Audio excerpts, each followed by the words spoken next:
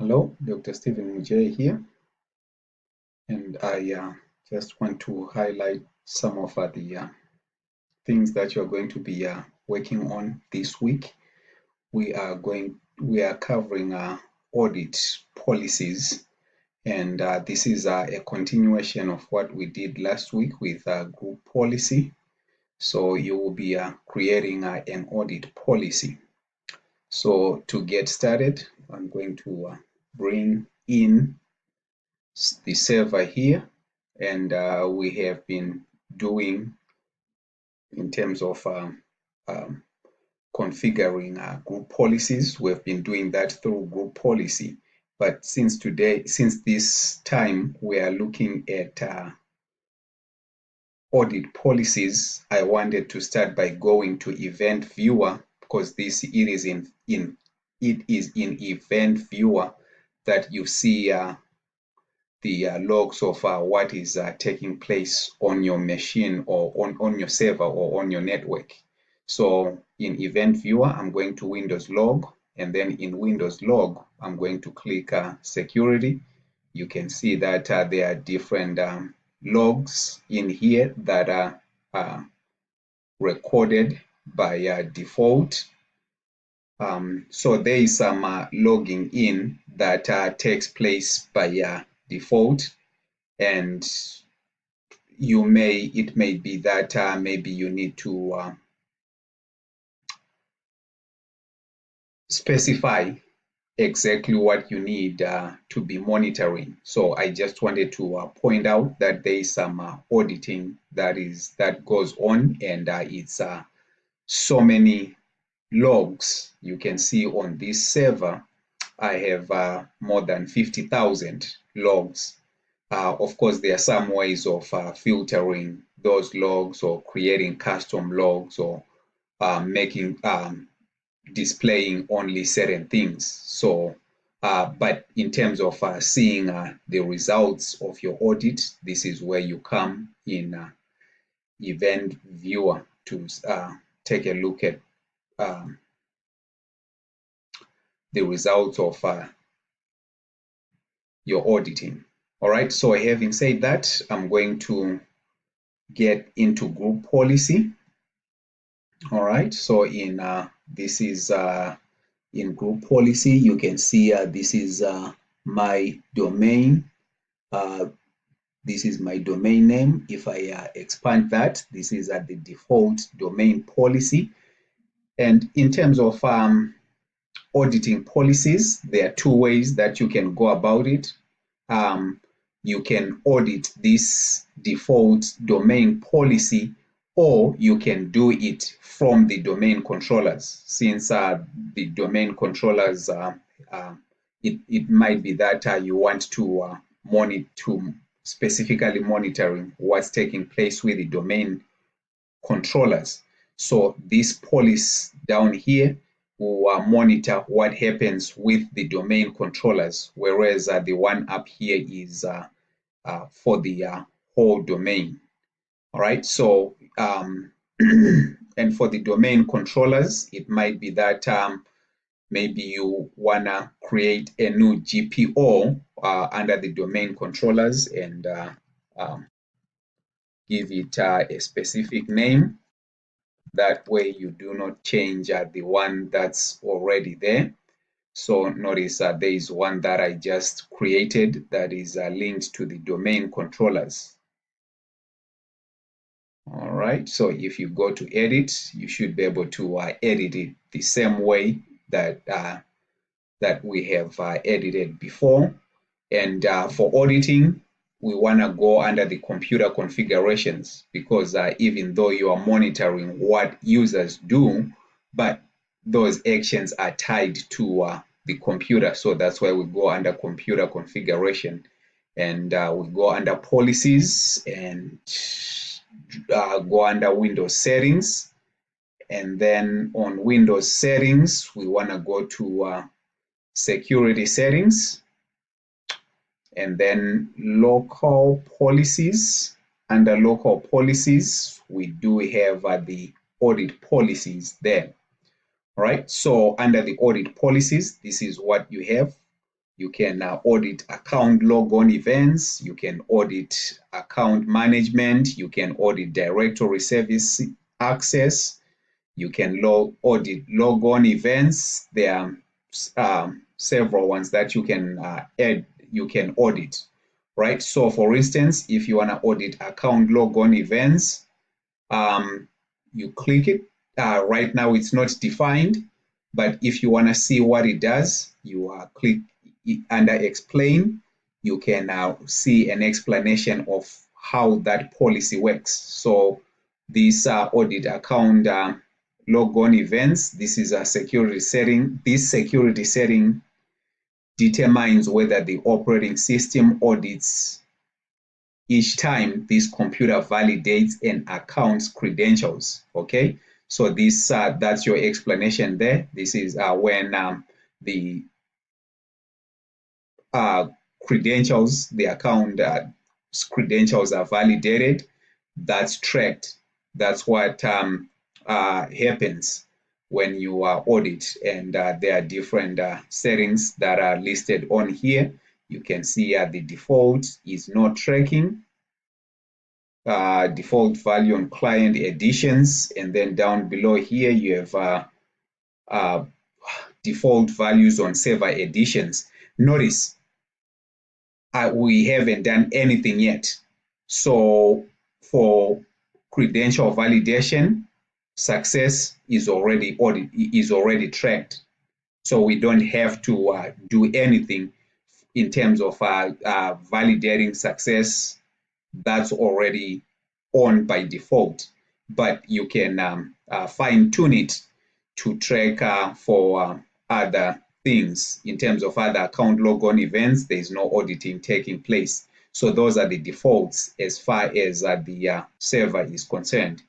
Okay, so for this one, let's go ahead and define it. And let's go ahead and select failure, both success and failure. And then we'll apply, click OK. So notice that the account logon events is set to track both success and failures. There is the logon audit logon events. You can, if you go there, this security policy determines whether the operating system audits each instance of user attempting to log on to or to log off to this computer. So this has to do with logging onto the computer. So we can track that. We can define it for both success and failure.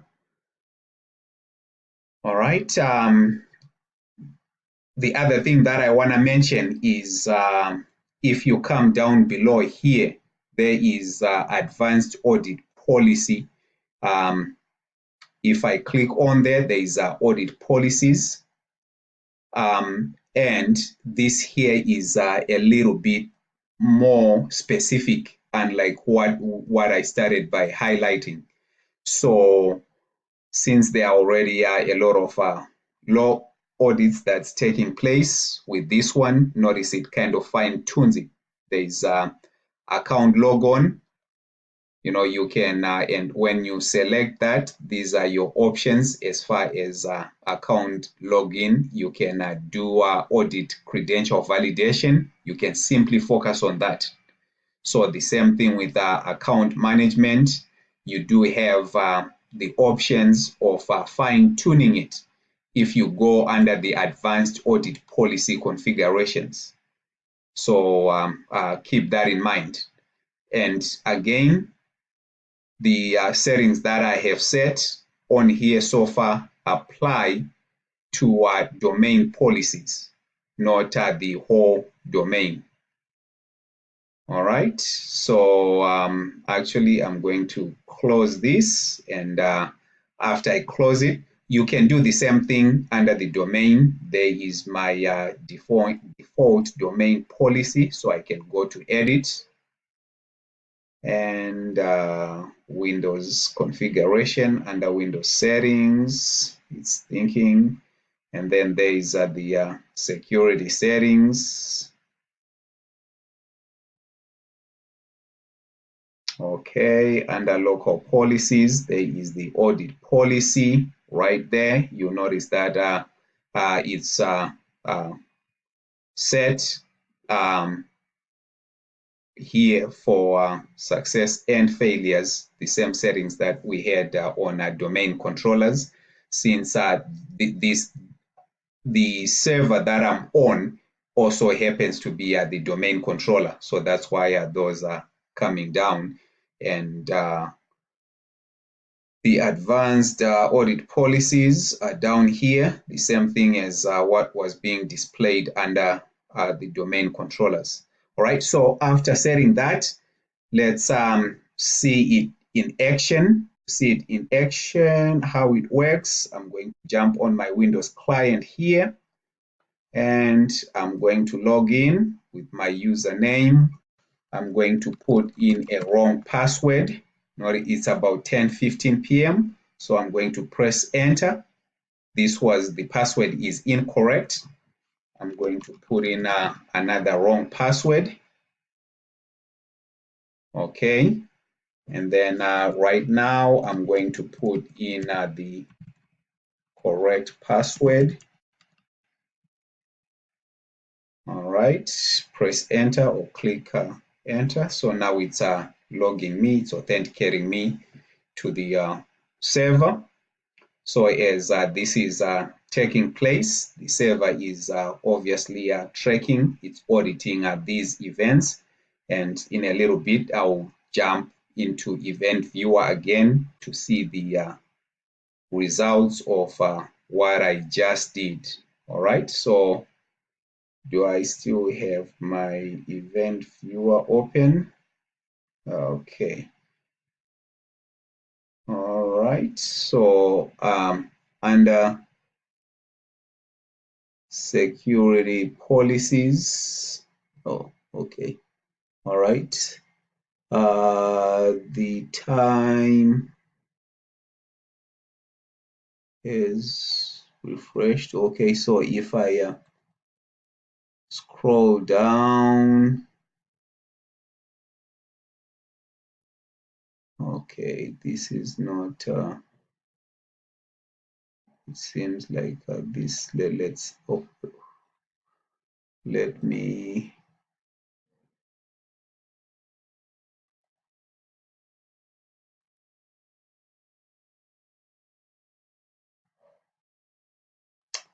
okay.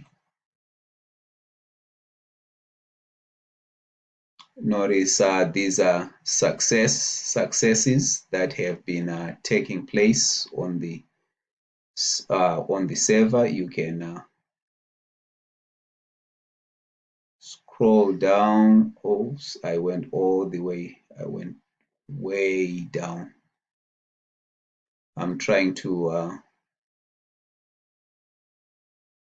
scroll down to some of the audit failures. So, okay, so there is one right there. There is an audit failure.